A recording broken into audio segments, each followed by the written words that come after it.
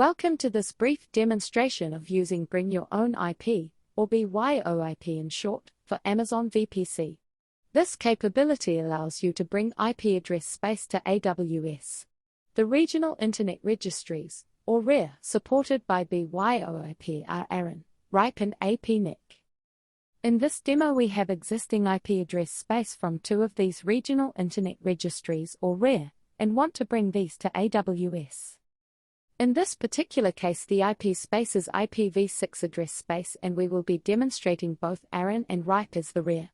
The steps for doing the same with IPv4 address space are very similar. Let's get started. First we will provide a brief overview of the benefits of BYOIP for Amazon VPC.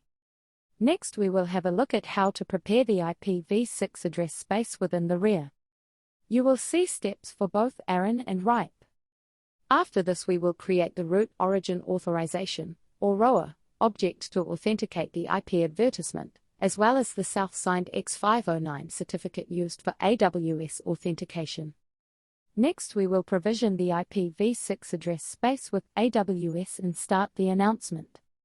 Lastly we will validate our previous steps using common troubleshooting tools. BYOIP for Amazon VPC provides multiple valuable features for various use cases. It allows you to bring existing trusted IP space into AWS. This is frequently used for services, such as transactional email or VPN. While some content or service provider block all of AWS IP space based on the IP ranges.json file, BYOIP address space is not listed within this file and therefore typically not being blocked. Some legacy systems might have the IP address of the service hard-coded into devices, which are deployed in the field. As it is often very complicated to change all these devices, moving the hard-coded IP address into AWS as part of a migration might be an easier endeavor. Another benefit is that AWS does not charge for used or unused public IP space from BYOIP. Let's start by preparing the address space that we want to use for BYOIP within the Regional Internet Registry. This means that we have to create at least one object in the RIR database. Let's start by showing these steps for ARIN. Usually your company has a direct allocation of IPv4 or IPv6 address space. Here, we assume that we don't want to use this entire direct allocation for BYOIP, but rather a subset thereof. Therefore we need to create a reallocation for the portion of address space used for BYOIP. Often the IP address space used for BYOIP is further divided, with each subset being used in a particular AWS region. As an optional step you can document this use of the address space via a reassignment. A reassignment indicates the final division of an address block in the RIR database. It cannot be further divided.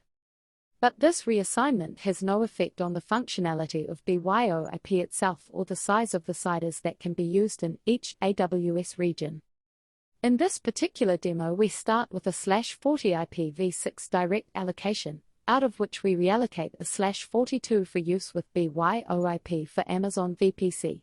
We will later attach the ROA object as well as the self-signed X509 certificate to this /42 object. It is therefore the only mandatory object. We will further split this /42 reallocation into multiple /46 reassignments, with each reassignment being used for a different AWS region. This choice of subnet size will allow us to have 4 IP blocks with the size of /48 for multiple VPCs in each region. Within the ARIN account manager we can see the initial /40 IPv6 direct allocation from the RIR. As a first step we create a reallocation for a /42 IP address range that falls within the /40 parent block. As this network object will later hold the public key of the self-signed X509 certificate, we can indicate in the network name that this network is used within AWS. Similarly, we can also document the two Amazon ASN under which this IP address space could be originated. As this is a reallocation within the same company, the downstream organization will be the same as the parent organization.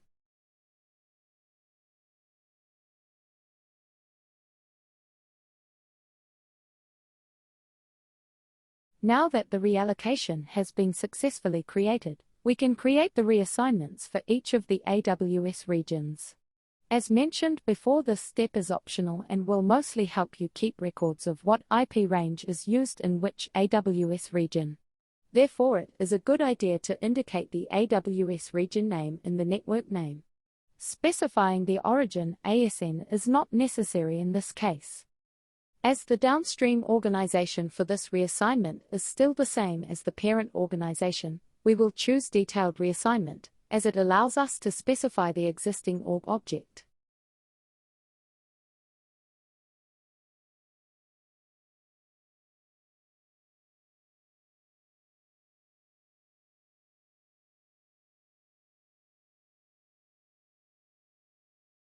You can see that at this point we have created the /42 reallocation and 1/46 reassignment.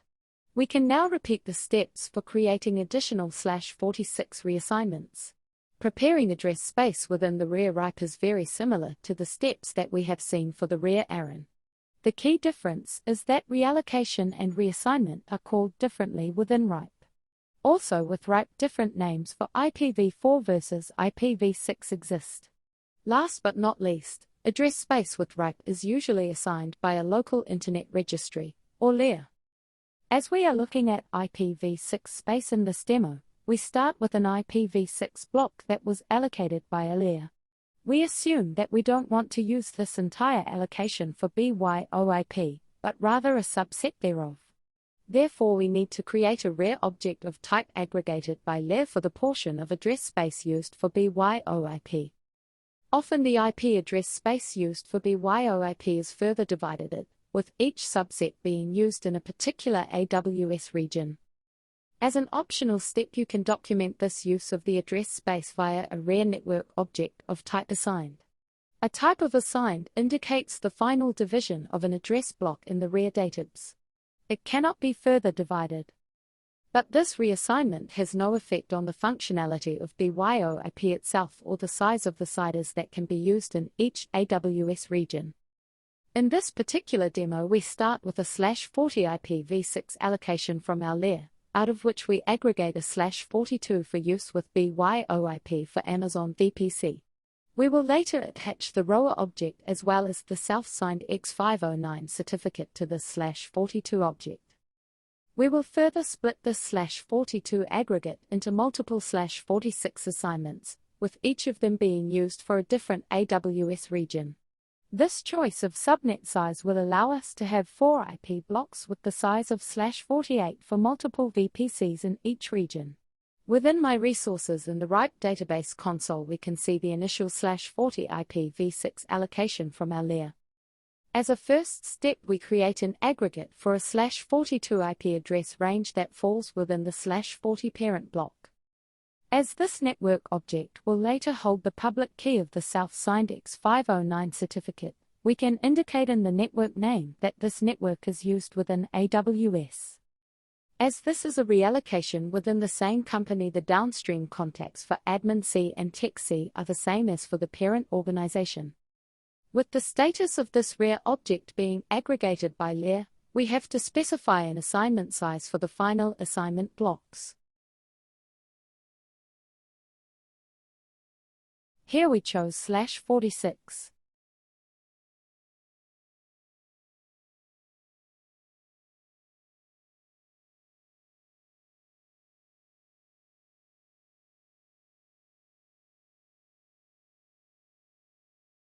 Now that the aggregate has been successfully created, we can create the assignment for each of the AWS regions.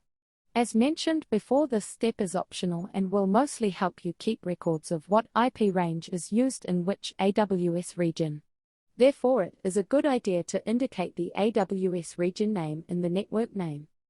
As the downstream organization for this reassignment is still the same as the parent organization, the downstream contacts for admin C and tech C are also still the same as for the parent organization.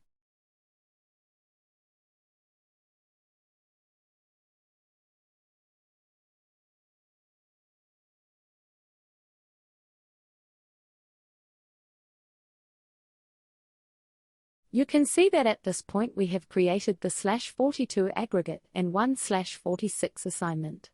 We can now repeat the steps for creating additional /46 assignments. Now that we have prepared the address space within the rear, we can start with the creation of the rower object and the self-signed certificate, followed by the provisioning in AWS. The steps that we need to perform are: Step 1. Creation of the root origin authorization, or rower, object. This authorizes the IP address space to be announced from Amazon's ASNs. Step 2. Creation of a self-signed X509 certificate. Step 3. Uploading the public key of the self-signed X509 certificate into the rear database object of our IP space dedicated to BYOIP. Step 4. Creation of a signed message. This allows us to authorize a certain IP address space underneath the BYOIP parent block to an AWS account. Step 5. Provisioning of authenticated IP address space within a certain AWS region. Now we will see how to create route origin authorization, or OA, objects in the rear ARIN. For this we assume that you are using ARIN's hosted RPKI. For this you can find the Manage RPKI action under the Routing Security Navigation menu item. Initially only a single row object is present, which authorizes the entire /40 direct allocation IPv6 block to be announced by the ASN of the owning company.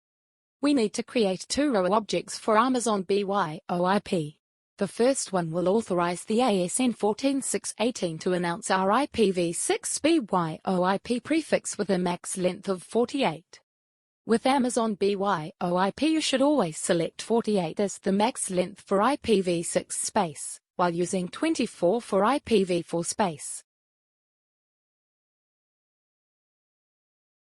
Once the first row object has been created, we repeat the same steps for the ASN 16509.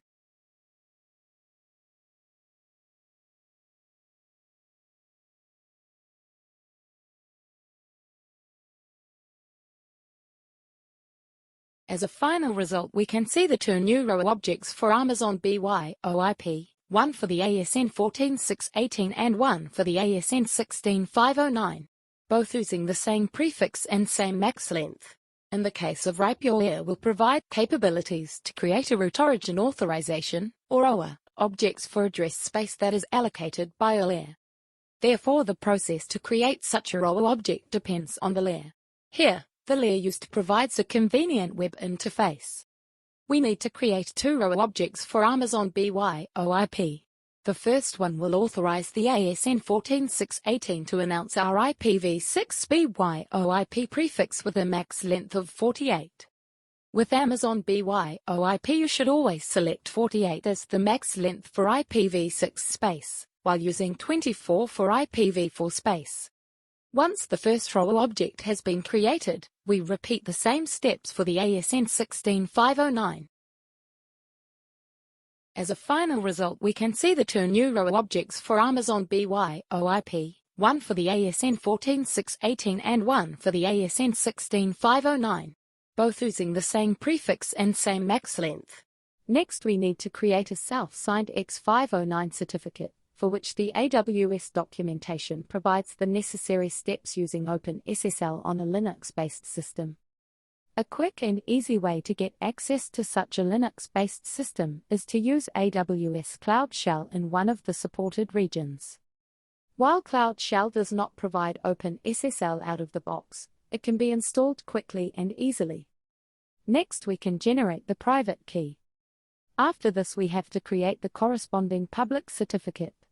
None of the values asked for country name through common name or email address matter and can be randomly chosen.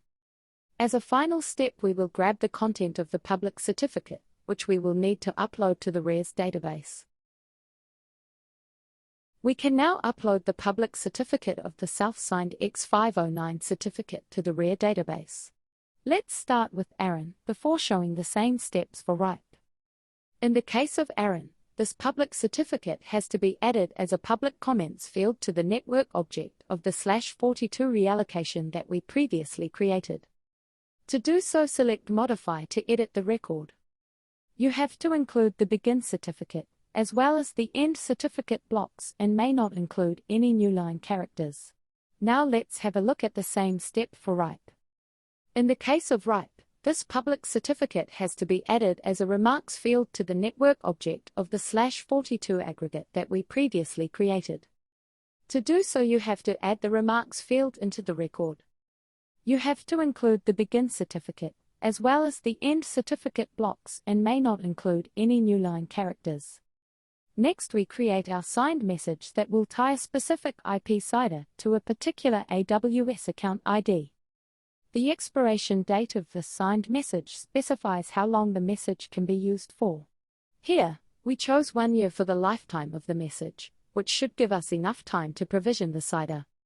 Keep in mind that the CIDR specified in the message has to match what will be provisioned and announced in subsequent steps. For example, it is not possible to provision a /46 and announce a /48 sub-range.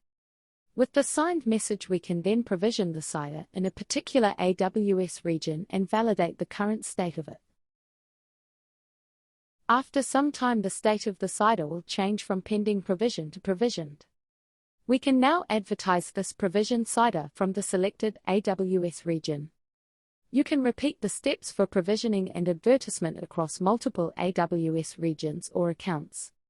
At this point, we are done with bringing over the desired IPv6 address space to AWS via BYOIP.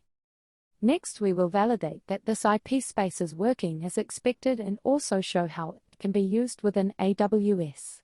To validate the BGP advertisement of the IP space, we can use the Looking Glass service of a major Tier 1 transit provider. Here we will use Hurricane Electric's Looking Glass service. As expected, you can see that the Hurricane Electric network learns the successfully advertised prefix via multiple different routes. Looking at the path column, we can see that these routes are directly connected, as the path only includes 16509. Just to see the difference, we can repeat the lookup with an IP range that is not advertised via BYOIP. In this case, the Hurricane Electric network will not have any routes for this particular prefix. Now let's see how addresses brought into Amazon via BYOIP can be used within a VPC. While IPv4 space is turned into regular EIPs, IPv6 space is turned into CIDR pools.